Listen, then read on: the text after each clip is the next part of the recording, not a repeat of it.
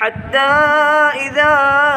أتوا على واد النمل قالت نملة يا أيها النمل ادخلوا مساكنكم لا يحطمنكم سليمان وجنوده وهم لا يشعرون فتبسم ضاحكا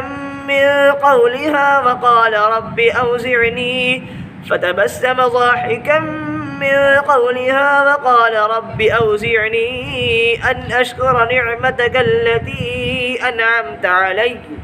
أنعمت علي وعلى والدي وأن أعمل صالحا ترضاه وأدخلني برحمتك في عبادك الصالحين